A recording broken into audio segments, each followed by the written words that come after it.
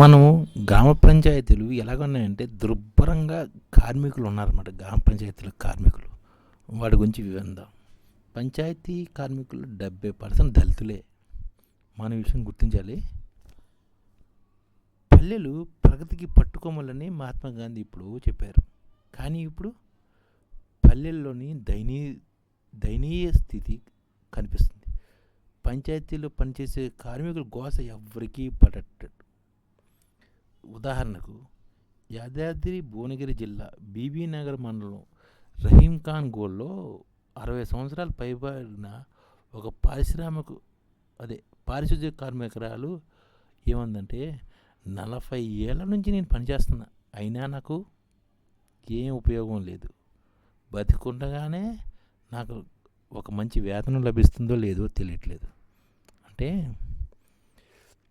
ఒక్కో గ్రామంలోని 3 నుంచి 4 నెలల వరకు జీతాలు రావట్లేదు. ప్రశ్నిస్తే వినకుంటే వీళ్ళని కొలువుని తీసేస్తున్నారు. 40 ఏళ్ళ నుంచి పనిచేస్తున్నా వీళ్ళకి సరైన జీతం రావట్లేదు. కనీస వేతనం 20,000 రావట్లేదు కూడాను. మల్టీపర్పస్ పనితో అంటే రకరకాల పనులతోటి వీళ్ళని చేయిస్తున్నారు. వీళ్ళు మల్టీపర్పస్ పనులతోటి వీళ్ళని శ్రమను దోచుకుంటున్నారు. గ్రామ పంచాయతీ వర్కర్స్ ఎంప్లాయీస్ యూనియన్ ఈ పాదయాత్ర ద్వారా మనకు వెలుగు చూస్తున్న విషయాలు అన్నమాట.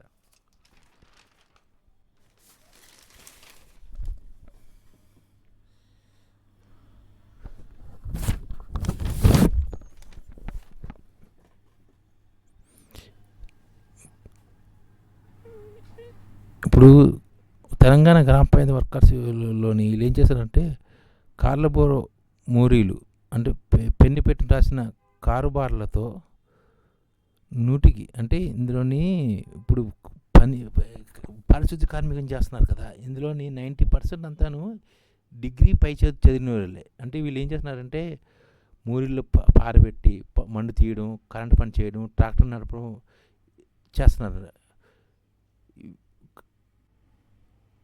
అంటే ఈ పంచాయతీ నిధులపై వీళ్ళకి అవగాహన ఉంటుంది. వాటి నుంచి వేతనాలు ఇవ్వచ్చు కదా అని అడిగితే సర్పంచులు, ఉప సర్పంచులు వీళ్ళని టార్గెట్గా చేసుకుంటున్నారు. వీళ్ళకి పైప్ లైన్ పగిలితే ఆ పని చేయాలి, వీళ్ళకి పదోన్నతి ఉండదు.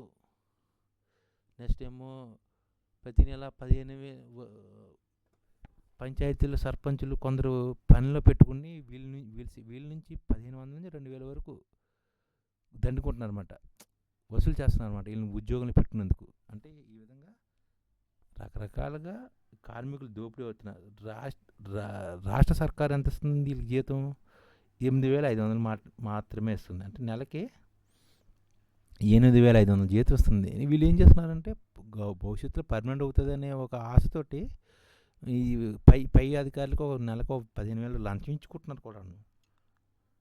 ఎందుకైతే కష్టపడుతున్నారంటే భవిష్యత్తులో అయినా సరే జీతం పెరుగుతుందా, నేను గతంలో 10-20 రూపాయలు నెల జీతంతో పనిచేస్తున్నాను, ఎప్పటికైనా పర్మనెంట్ అవుతుంది కదా అనే ఉద్దేశంతో పనిచేస్తున్నారు అనమాట. బయటికి వెళ్ళి కూలి పని కూడా చేసుకోలేకపోతున్నారు. కొన్ని ఏరియాలో అయితే కార్మికులకి 3,000 వరకే ఇస్తున్నారు అనమాట జీతం, నెల జీతం. ఏంటంటే ఎదురు ప్రశ్నిస్తుంటే వాళ్ళ పరిస్థితులు వాళ్ళవి. ఓకే.